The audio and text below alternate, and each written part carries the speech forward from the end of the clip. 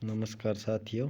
आज हम अध्याय 7 का अध्ययन करेंगे, जिसका नाम है जल संसाधन एवं संरक्षण। जल की उपलब्धता के कारण ही पृथ्वी पर जीवन संभव है। जल का स्रोत पेयजल दैनिक घरेलू कार्य, सिंचाई व उद्योग आदि कार्यों में किया जाता है।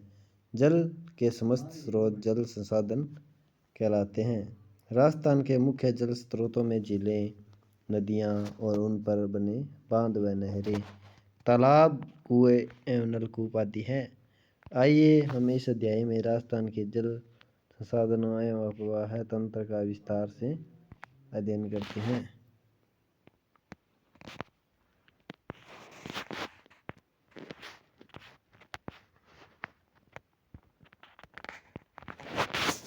अपवाह तंत्र धरातलीय बनावट और भूगर्भीय संरचना के आधार पर किसी नदी तथा उसकी सहायक नदियों द्वारा निर्मित जल प्रवाह की विशेष व्यवस्था को अपवाह तंत्र या प्रवाह प्रणाली कहते हैं। दो अपवाह क्षेत्रों के मध्य की उच्च भूमि जो वर्षा जल को विभिन्न दिशाओं में विभक्त कर प्रभावित करती है, उसे जल विभाजक रेखा कहते हैं। जैसे राजस्थान में अरावली पर्वतमाला। यह भी जाने, एक छोटी नदियाँ जो आगे चलकर किसी बड़ी नदी में मिल जाती है, उन्हें सहायक नदियाँ कहा जाता है।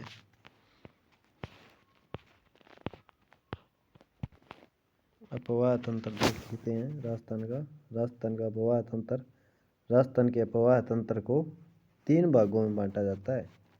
बंगाल की खाड़ी का अपवाह तंत्र, अरावली पर्वत से पूर्व की ओर बहने वाली बनास, काली सिंध, पार्वती आदि नदियाँ चंबल में प्रवाहित होकर यमुना में मिल जाती है तथा यमुना नदी गंगा नदी में एवं अंत में गंगा नदी का जल बंगाल की खाड़ी में मिल जाता है। अतः इन नदियों को बंगाल की खाड़ी का अपवाह तंत्र कहते हैं। दूसरा अपवाह तंत्र अरब सागर का अपवाह तंत्र। अरावली पर्वत के पश्चिमी भाग में बहकर अपना जल अरब सागर में ले जाने वाली माही, लूणी, साबरमती, पश्चिमी बनास आदि इसकी सहायक नदियों को अरब सागर का अपवाह तंत्र कहते हैं।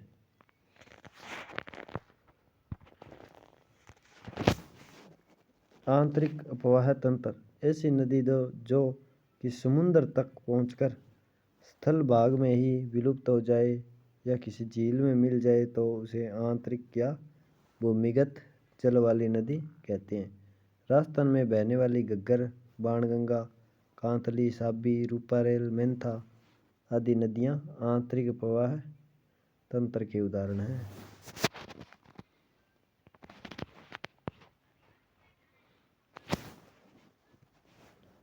राजस्थान की प्रमुख नदियां। सबसे पहले चंबल नदी। इस नदी का उद्गम स्थल मध्य प्रदेश के विंध्याचल पर्वत है। यह राजस्थान के सबसे लंबी व एकमात्र वर्ष भर बहने वाली नदी है। राजस्थान में यह नदी चित्तौड़गढ़ जिले में भैंसरोडगढ़ से प्रवेश कर कोटा, बूंदी, सवाईमाधोपुर, करौली एवं धौलपुर जिलों में बहने के बाद उत्तर प्रदेश में यमुना नदी में मिल जाती है।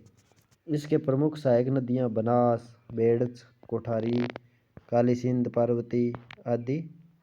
राजस्थान का औद्योगिक नगर कोटा इस नदी के किनारे स्थित है। बनास नदी राजसमंद जिले में खमनोर की पहाड़ियों में जन्म लेती है। यह राजसमंद, चित्तौड़गढ़, भीलवाड़ा, टोंक जिलों में बहकर सवाईमाधोपुर में रामेश्वर के निकट चंबल नदी में मिल जाती है। यह एक मौसमी नदी है। यह पूर्णतः राजस्थान में बहने वाली सबसे लंबी नदी है। राजस्थान में पूर्णतः बहने वाली सबसे लंबी नदी बनास। वैसे प्रश्न आ जाए राजस्थान की सबसे लंबी नदी तो चंबल होगा। इसकी लंबाई 480 किलोमीटर है। टोंक, सवाईमाधोपुर बनास नदी के किनारे पर स्थित है। बनास के प्रमुख सहायक नदियां मेनाल, कोठारी, बेड़च, खारी आदि है।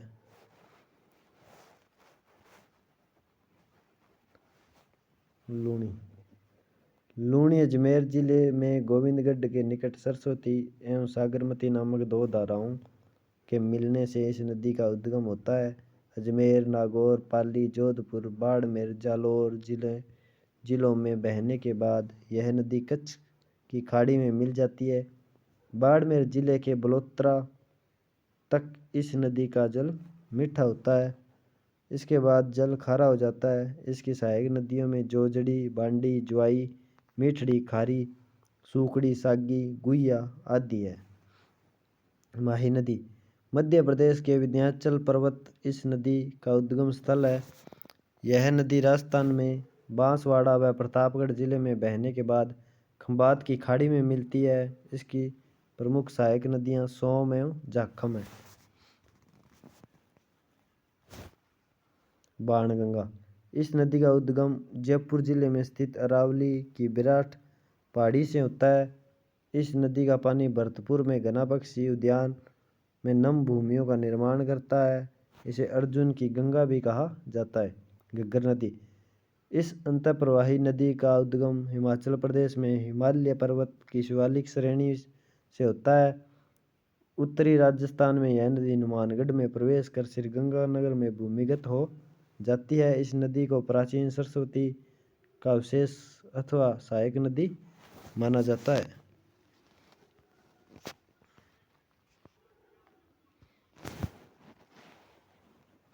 राजस्थान की प्रमुख नदी घाटी परियोजना।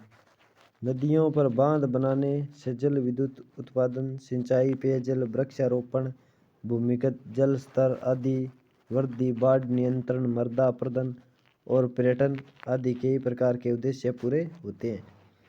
इन्हीं कारणों से बहुउद्देशीय परियोजनाएं भी कहा जाता है। भारत में प्रथम प्रधानमंत्री पंडित जवाहरलाल नेहरू ने इन नदी घाटी परियोजनाओं के महत्व को देखते हुए उन्हें आधुनिक भारत के मंदिर कहा है। राजस्थान में चंबल परियोजना, माही बजाज सागर परियोजना, बिशलपुर परियोजना एवं सरदार सरोवर परियोजना प्रमुख नदी घाटी परियोजनाएं हैं। चंबल परियोजना यह परियोजना राजस्थान और मध्य प्रदेश राज्यों में संयुक्त परियोजना है। इस परियोजना के अंतर्गत कुल 4 बांध बनाए गए हैं। इसमें गांधी सागर बांध मध्य प्रदेश के मंदसौर जिले में स्थित है। राजस्थान में चित्तौड़गढ़ जिले में राणा प्रताप सागर बांध एवं कोटा जिले में जवाहर सागर व कोटा बिराज बांध। इस परियोजना में दोनों राज्यों को जल विद्युत एवं सिंचाई की सुविधाएं मिलती है। ये देखो साथियों, राणा प्रताप सागर बांध, यह माही बजाज सागर बांध है।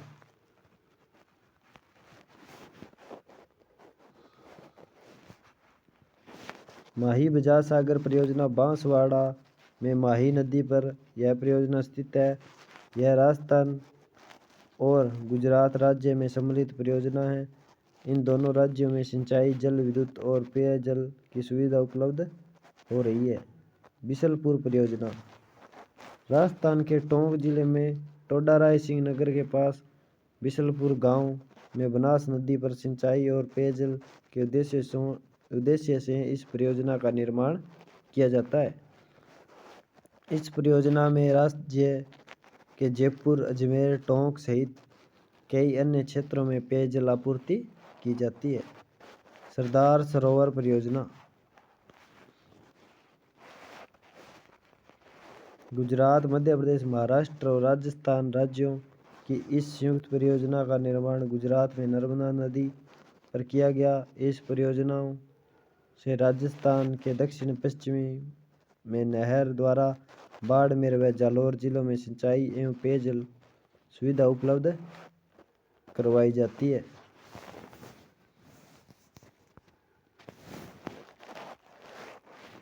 इसके अतिरिक्त राज्य में पाली जिले में ज्वाई नदी पर ज्वाई परियोजना, डूंगरपुर जिले में सोम नदी पर सोम कमला अम्बा परियोजना, उदयपुर जिले में मानसी बाकल तथा प्रतापगढ़ जिले में जाखम नदी पर जाखम परियोजना भी है। जल संरक्षण के आधुनिक तरीकों में बांध बनाना सबसे प्रमुख है।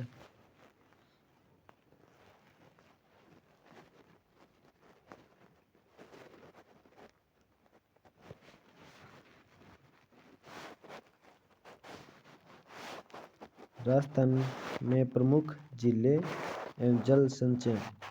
राजस्थान के लगभग हर क्षेत्र में पारंपरिक जल स्रोत जैसे कुएं, बावड़ियाँ, जोहड़े, टांके, खड़ीन आदि पाए जाते हैं। तत्कालीन राजा महाराजाओं ने जल संचयन और जल संरक्षण के लिए कई उपाय किए। इसके उदाहरण वर्तमान में कई जिलों में देखे जा सकते हैं।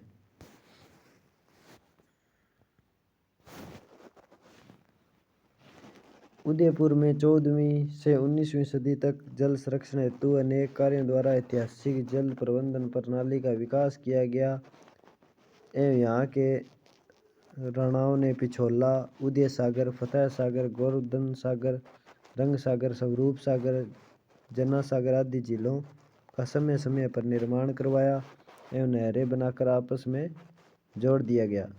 इससे वर्षा ऋतु में जल एक के बाद दूसरी झील में स्थानांतरित हो जाती है। इन सभी झीलों के कारण ही उदयपुर को झीलों की नगरी कहा जाता है। जयसमंद झील का निर्माण मेवाड़ के महाराणा जयसिंह ने सन 1687 से 1691 ईस्वी तक गोमती नदी पर करवाया। यह विश्व की मीठे पानी की सबसे बड़ी मानव निर्मित झील मानी जाती है। अजमेर में स्थित पुष्कर एक धार्मिक महत्व की प्राकृतिक झील है। अन्ना सागर भी अजमेर में एक प्रसिद्ध झील है। सिरोही के माउंट आबू में स्थित नक्की झील राज्य की सर्वाधिक ऊंचाई पर स्थित प्राकृतिक झील है। राजसमंद जिले में स्थित राजसमंद झील भी प्रसिद्ध है। इसके उत्तरी भाग में नौ चौकी भी कहा जाता है।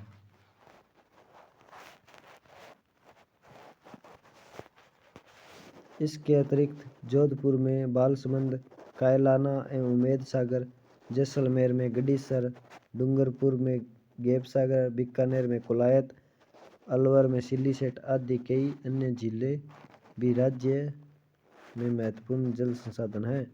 राज्य में मीठे पानी की झीलों के अतिरिक्त जयपुर, अजमेर, नागौर के मध्य सांबर झील, बाड़मेर में पंचभद्रा, नागौर में डीडवाना, बीकानेर में लूणकरणसर, जैसलमेर में पोखरण, जोधपुर में फलोदी आदि खारे पानी की झीलें भी हैं।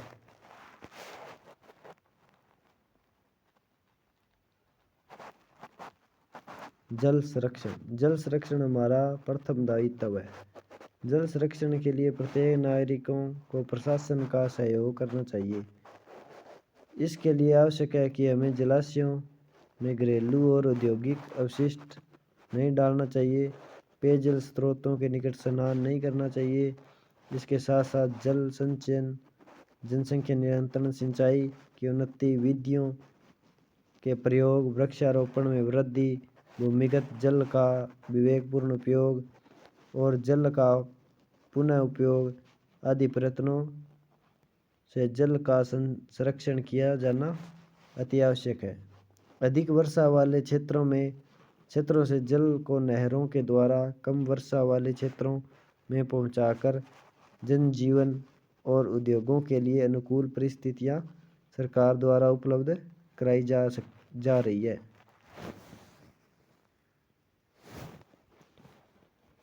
वर्तमान में रूफटॉप जल संचयन एवं वाटर हार्वेस्टिंग तकनीकें बहुत प्रचलित है। रूफटॉप जल संचयन विधि में घर की छत पर गिरे पानी के जल को घर के नीचे बने कुएं में एकत्रित किया जाता है। वाटर हार्वेस्टिंग तकनीक द्वारा वर्षा के व्यर्थ बहने वाले जल को भूमिगत किया जाता है। पश्चिमी राजस्थान में प्राचीन समय से ही यहाँ के निवासी टांका, खड़ीन, जोहड़ आदि का निर्माण कर वर्षा जल का संग्रहण एवं संरक्षण करते हैं। इन तकनीकों को वृहद स्तर पर अपनाने की आवश्यकता है।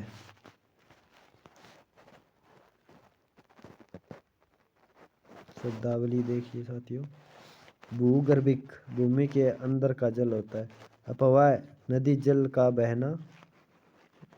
टांका पश्चिमी राजस्थान में जल संरक्षण हेतु घर में बनाई हुई कुईनुमा संरचना। खड़ीन पश्चिमी राजस्थान में कृषि के लिए जल संरक्षण हेतु बनाई गई संरचना। जोहड़ वर्षा जल रोककर भूमिगत जल स्तर को बढ़ाने हेतु बनाई गई संरचना। संरक्षण सुरक्षित रखना या रख रखाव।